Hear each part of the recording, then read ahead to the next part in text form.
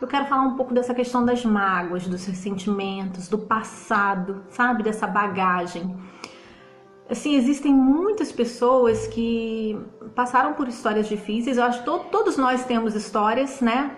E nem sempre é tudo bom e maravilhoso. Muitas vezes na vida a gente passa por histórias difíceis. Mas existem pessoas que ficam presas lá no passado, que ficam presas ali. E aí você fica carregando aquela bagagem e parece que você não consegue seguir adiante. E a mágoa, a decepção, guardar a decepção como ressentimento, como mágoa, é algo que faz mal só pra você. Só pra você. É assim, você não segue adiante, te faz mal. E aí hoje eu quero falar sobre isso porque você não precisa sentir vontade de perdoar pra perdoar. Só que é necessário. Não existe, escuta isso, não existe saúde emocional sem perdão. Não existe. Se a pessoa falar pra você que existe, não existe. Então assim, eu vejo muitas pessoas às vezes falando o seguinte: te faz mal, corta a relação. Dependendo de quem seja, principalmente com seus pais, esquece isso. Isso nunca vai te fazer bem. Isso vai continuar te fazendo mal, tá? Então assim, não existe isso. Agora, para perdoar, você não precisa sentir vontade, você não precisa se sentir preparada, você não precisa se sentir pronta.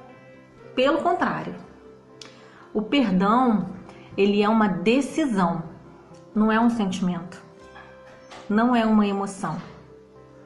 O perdão é uma decisão. E quando você toma essa decisão de perdoar, você começa a declarar isso para si mesma.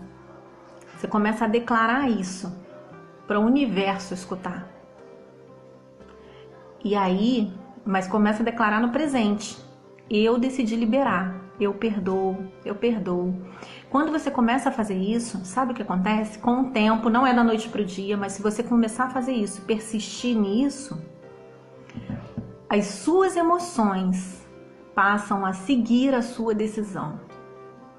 E você passa por um processo que num determinado momento você se sente completamente livre. Você está livre. Então assim, não se engane acreditando que você tem que sentir vontade. Não tem. Você tem que decidir.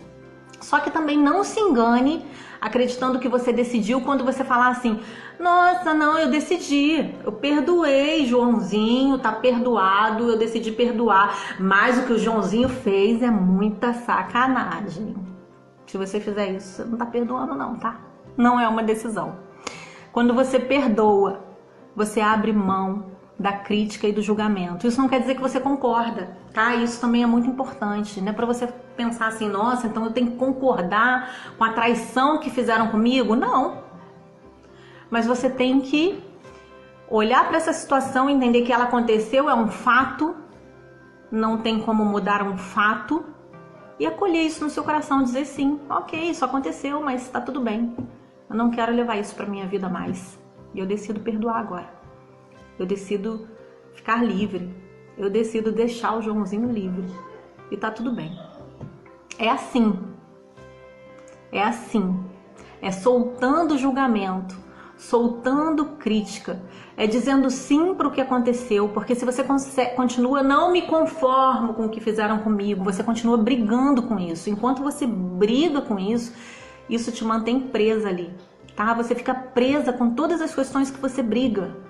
Uma das coisas mais importantes que eu aprendi e que me trouxeram muito mais liberdade foi dizer sim para minha vida, para minha história, do jeito que ela foi, exatamente do jeito que ela foi, e dizer: a minha história foi desse jeito e tá tudo bem, tá tudo bem, a minha história foi assim, houveram muitas coisas boas, mas houveram muitas faltas, mas tá tudo bem também, porque as faltas, de uma forma ou de outra, me fizeram amadurecer.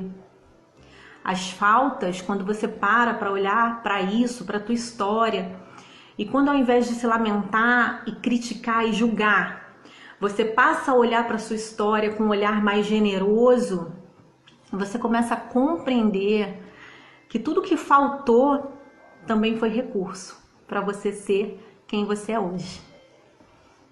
E isso, gente, isso é fantástico. Isso é libertador demais.